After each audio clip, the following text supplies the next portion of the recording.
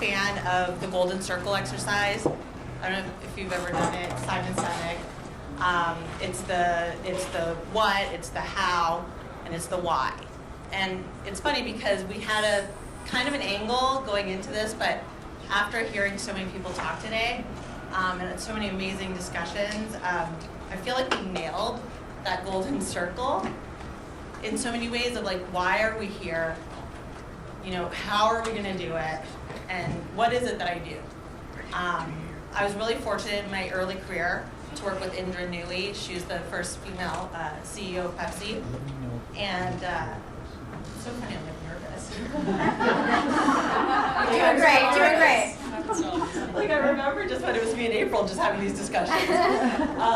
So it's so amazing. And so Indra used to say, a brand is not a brand if it doesn't have any meaning. And so I want us to take the golden circle that we naturally did today, which is the how, the what, and the why, and now like build that into meaning of what it is of who we are, right? And I have some bios to read before I get too deep.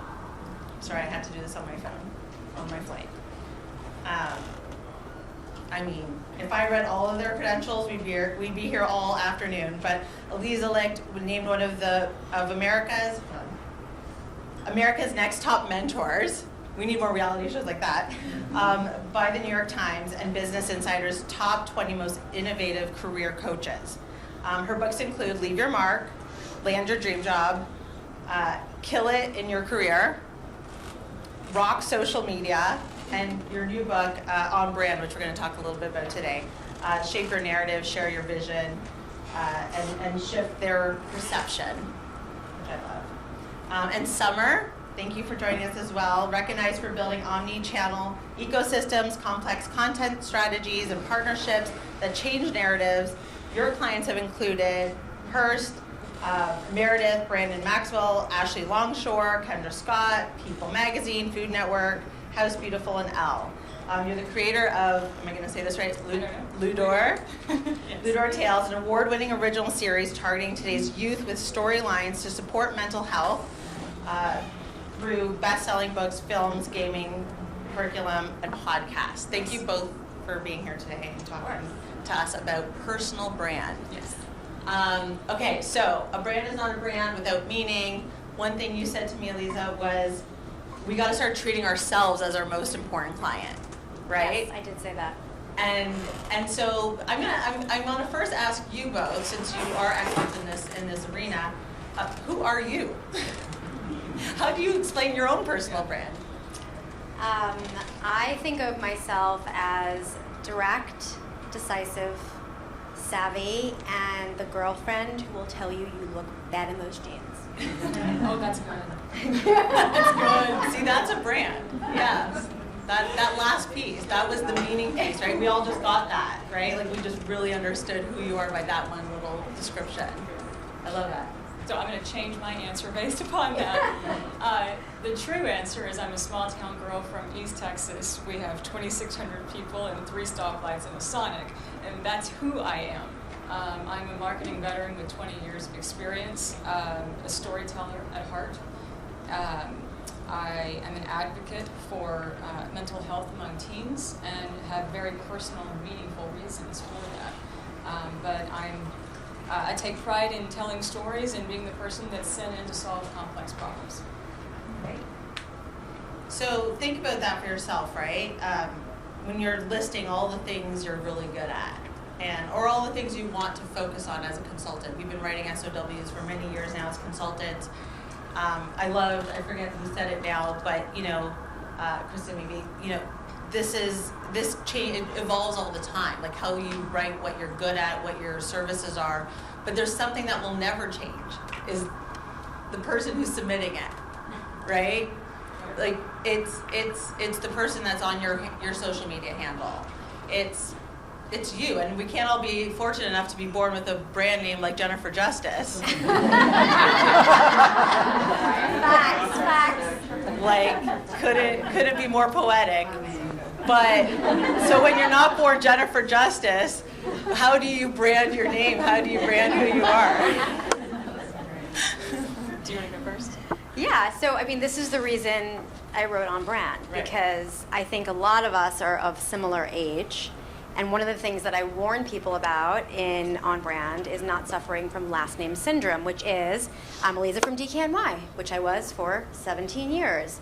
So the idea of building equity in your name is because what you do today may not be what you do tomorrow. I totally agree. And so on that note, my career, I was on the launch team of the Food Network magazine, and challenged with reverse engineering content strategies and talent deals and all of that stuff. From there, I built a national media firm with offices around the country, and my identity was so attached to that that I'd set goals for myself very early on, and I reached them. And I remember sitting in a tall building here in New York, a glass high-rise, at a seat that I had earned. And yet I found myself empty because I had reached the goals I set out to achieve very early on, but I had neglected to answer the question, who are you and what makes you happy at this stage of your career? And with my identity attached to who I was, I had to then focus on who I am now and leverage 25 years of experience. In parallel to doing that, through marketing meetings and through my own family, I started to uncover a very real need for conversations about mental health and imposter syndrome, mind chatter and false narrative, things that I suffered from early on and things that my own niece was suffering from. And so I utilized my previous identity and all of the experience that I had to start an original series and to create a series of stories and books and so forth that addressed all of the things I wanted to talk about, because I saw an opportunity to reverse engineer content for younger generations and to have a conversation that wasn't taking place. I needed that early on in my career, and I understood that as I was evolving, so too would younger generations. And if we were able to grow and to adapt and to use our names that we've worked so hard to leverage, that was part of the personal branding that needed to take place. Yeah, I think what you're talking about a lot is bringing the purpose into your services. The meaning, the purpose, all of it. And you can't do that until you know who you are fully. Absolutely. And what makes you happy. Right, that's a big question. But the key is aligning self-reflection with public perception. Yes. You could have all the opinions in the world of who you think you are. It's who are you right now, who do you want to be, and how do you make sure other people see you that way, which is why the subtitles of the book are shape your narrative, share your vision. You have to communicate it to people, and then you shift their perception. So give us some tips. Venn diagram, baby. We all know it well. We've all done it at some point in our career, but do it. I mean, in On Brand, if you buy the hardcover, it's a workbook in there. You can do it right there. But On Amazon. Yeah, anywhere you want. Bookshop, Amazon, whatever. But it is about those connected circles, right? And that sweet middle, which also leads into the communication part, right? And for those of us who are online and communicate what we're doing online, you do need to understand your brand guardrails and where you have permission to play and where you don't, to keep a cohesive brand message for yourself. And I think that's a huge part of it too. So once you have kind of assessed who you are and distilled that message down into an actual brand that you can stand by and stand by what that means to you, assigned a value proposition to it, you have to really become your best client, as you said, and design the brand identity in accordance with that and a cohesive and consistent message that can be applied across platform, whichever platform best suits your skill set. But do you exist if you don't exist on Instagram? Yes, you do. And that is something that I felt really passionate about. To me, LinkedIn is non-negotiable, right? For everything that we do, non-negotiable. Everything else is up for grabs. You are presenting your personal brand when you carry weight in a meeting in real life, right? If you show up in a meeting and you have gravitas, that says something about who you are. So you do not need to be on social media. But being on social media helps a lot if you do it the right way. It does, but I think, to your point, I think it's really about understanding where you present best. So if that's social media, then leveraging that to your best ability is great. If it's in person and speaking or showing up, You just have to understand how best you're going to deliver the message. Yeah, and I think we need to spend more time on figuring that out for ourselves, right? So I've been obsessed and almost geeking out a little too much on archetypes lately. The 12 marketing archetypes. I've actually worked it into some of this like brand therapy work that I've been doing. I'm like, okay, but who are you as a brand?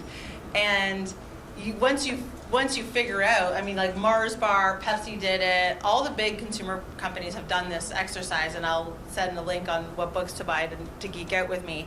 But I actually, the last one I did with the brand, I stopped myself from asking who the brand is, and I actually went around the room and said, I want to know what each one of your own archetypes are. Like, who are you as a team member, and what are you bringing to this brand?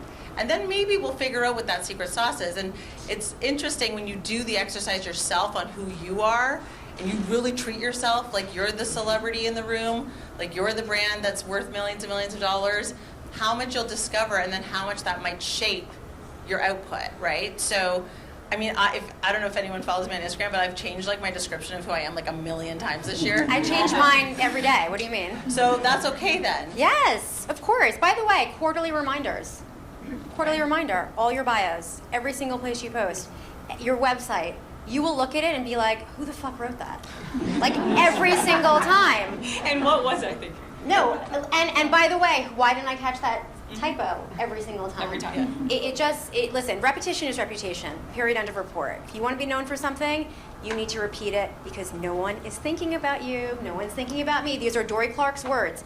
Literally, no one is thinking about you. Now, But you're in your own head. But what are you going to do about it? And I think that is a confidence thing, right? We talked a lot about imposter syndrome here today.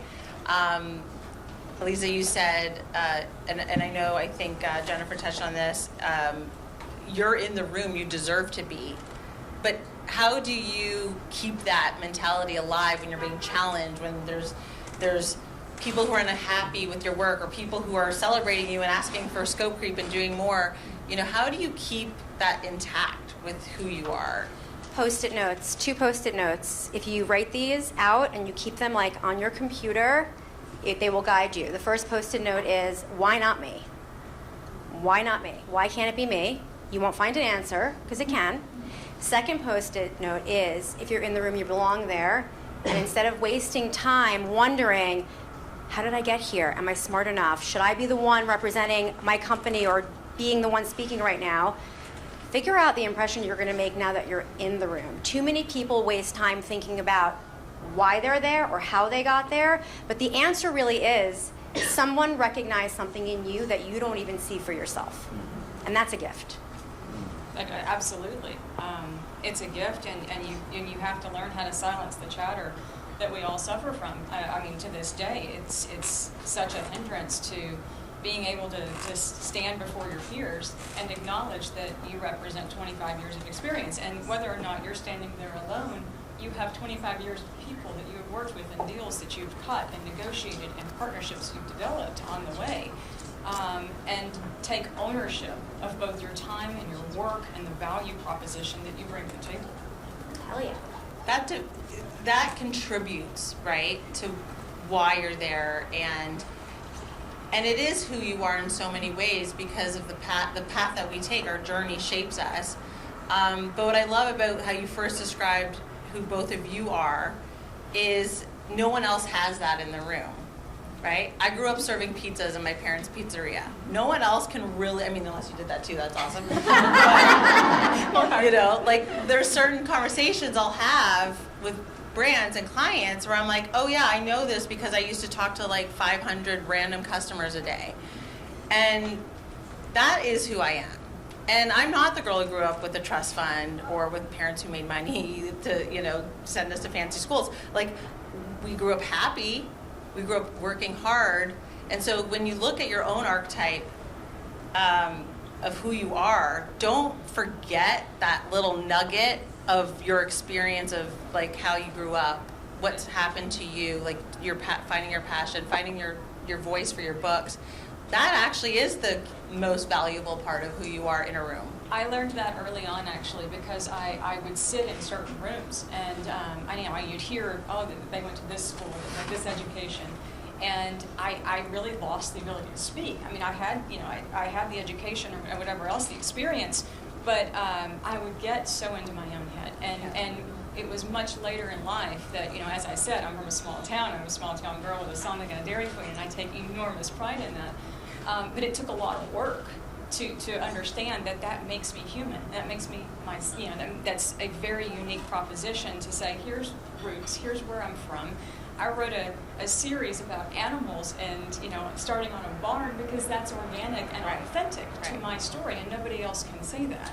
And I think it's truly about embracing that part of yourself and leading with that creates an opportunity to truly have that personal brand that nobody else in the room has. Yeah. Who do you think is doing it really well right now in our business? And let's not a celebrity. I think Kate Luzio, I don't know if you guys know Kate Luzio, who's the founder of Luminary. I think she does an amazing job. But, part of personal branding, I think that's really important and the way that you convey your worth is actually by educating others. So if you're consistently putting out information into the world that both shows your area of expertise, but actually can help someone else level up, you're actually, I don't want to say, what we do to the birds with the 2 stones, but we're doing that when you do that, because what I really like to double down on, especially right now when we are mostly remote, virtual, trying to not be invisible, you don't see people necessarily every day. You have to be top of mind. And to that, because of that, you need to shape your narrative, right? But you can't be talking about yourself all day either. So I have a 5-to-1 rule. For every one time that I'm sharing a win or an accomplishment online with people, I proactively go out and try to amplify 5 other people in my network. And I do this thing called Leaving Their Mark list every 2 weeks on LinkedIn, where I go through my own network and I pull out every single post that someone has shared of a win on LinkedIn, and then I do a compiled version in my post congratulating all those people. And it makes me feel good, and it makes them feel good. That's just great karma, too. That is great karma. Thanks, guys. A lot of my experience lately, I've been speaking with students, hospitals, children's organizations, and so forth, and one of the things that makes me feel really good, kind of what you're saying as well, is I ask students, teenagers and 14, 15-year-olds, to tell me a moment where they saw someone doing something kind. Where they either participated or saw it, and that be the post, that be the thing that they carry forward. And I think just changing how we stay present and how we carry that karma forward. All of those things contribute to the bigger story And to the person and to you the meaning. are, but also what people see. Yeah. Right? Yeah. I'm getting the little hint from Daniela.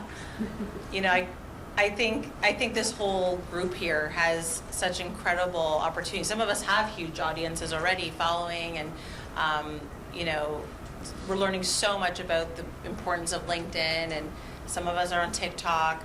I think the biggest lesson here for me today has been, we all know our secret sauce. It's a matter of knowing how to turn that into a Big Mac.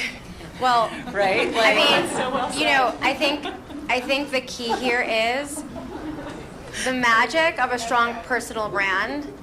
And you guys all are consultants, so this happens to you all the time. The magic of a strong personal brand is when your name is dropped in rooms you're not in, right? When people know how to speak about you and your talents when you're not there, so that they think of you for opportunities. That is how you know you have a strong personal brand. I love that. And I just want to say, the thing for the board was always, we only follow board members on social media, but the intention is to highlight what they're doing. And very few of our members actually do talk about what they're doing on social media, because I do our Instagram, and I see a lot of sunsets and dogs and things. I can't really. And so, that's why I post Lisa is amazing, and I throw her in there, and Jennifer Justice, they're really amazing at their brand and their business, and a lot to learn from them. And LinkedIn for brochure. We had a LinkedIn strategist talk to us a couple weeks ago for those who could join. Really understanding that algorithm, and I think a huge thing of the community, which we haven't gone out and asked the community to talk about the community, and I think there's a way to do this that is the same idea of just really elevating each other. So a lot of people have Substacks in this room. A lot of people have, you know, things that they're working on, articles that they've written, easily able to like post and, you know, us jump in and reshare with our thoughts. And I definitely, there's a handful of members, but there are people that are like, there's a TED Talk I love, you know, and it's just like, you know, then we can amplify those with our thoughts. And it just becomes this effect of supporting the network. Obviously brings a lot more awareness to all of us, which is why we've asked, just put LinkedIn on here, you know, I'm a member of the board. And I have a lot of clients that'll say, they'll call us because like, I went to find a marketing consultant. Every single person I liked was a member of the board, so I should just call the fucking board. So, you know, but this idea of we're all thought leaders, and we have, you know, we have voices, and that is an incredible outlet to tell a quick story, a little blog, a post, the things you're thinking about, another article you love, and then all of us to kind of get behind that. It's a really easy ask for the room. If someone were to say, hey, I'm launching a series, I would love some amplification. Hey, my client I just nailed this project, here's the results. Like, where's David Boxer? David, he literally calls me, he's like, is it okay if I do a humble brag on WhatsApp? I'm like, yes. You know, and this idea is like, okay, So British.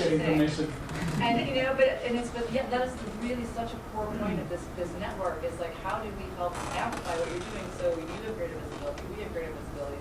There's more opportunities coming into the collective, and it's so right there. And we have a lot of marketing people who don't know how to market ourselves in that same way. And it's like, you know, I have a photographer husband who never doesn't take my pictures ever. It's this idea of like, we don't think about it for ourselves. And, you know, Yeah, so creating this. we have to prioritize that and also help build each other's. Yeah. That's like the main takeaway, right, for today with the board. And it's what broke the bread for the board. April and I called each other. I mean, I was pretty much stalking her to work with her for many years. But we broke the bread and said, how are you? Like, what are you doing? How are you going to talk about being a consultant? Like, that was literally March 2020. So it's an important exercise to continually do quarterly. I like that rule. Does anyone have any questions before we jump off? This is a question that kind of dovetails this topic and the last one about money and value. Since many of us in the room are, I would say, Gen X, one of the things I find that comes up, I own a PR agency, but whether I'm independently talking or talking about my firm, is the younger generation that are digital natives and the savvy that they have, and they expect, like, what is a lot of money for them is not a lot of money for people at that more senior level in their career. So it's easier for them to win business, I think. And I'm curious what your thoughts are about positioning the level of expertise that generation. Yeah, I mean, it's one of the reasons at the beginning we said this is C-level, right? And it's opened up to founders and brand owners and investors. But, you know, truly the mark was C-level if you've held a C-level position, because a 22-year-old cannot say they've been a chief anything, right? They need to earn that and get to that point. And so I think really for me, when I talk about my services and I talk about them at that level, that I've been a CMO, that I've been an agency owner, that's what hopefully a smart client, and if they don't see this, then they're just looking for the cheapest dollar on whoever can get the work done. But hopefully they're seeing it and saying, oh right, like I'm paying for the expertise here and the faster turnaround and know-how, and you know, you pay for as much as you have to manage someone. So I think, is that the right quote? Yeah, and the most efficient use of your client's time, right? So if you're working with someone who is sat at every side of the table, and they can pick up the phone and make things happen, it's the value proposition of that experience, and articulating that in such a way that there's no confusion as to your time is money and so is mine. And so I am very clear with regard to, you know, I am going to be able to expedite this process, whether that is through understanding and distilling the message, understanding what needs to happen, or connecting you, quite frankly, to the experts in the room and to the network and the collective success that we're fortunate enough to sit amongst. But there is a value proposition to that, and I think part of building your personal brand is clearly communicating that message in a very, very consistent way. Yeah. All right, Danielle is saying we're done. Wrapping up. Just wrapped up. Well, thank you all. Thank you.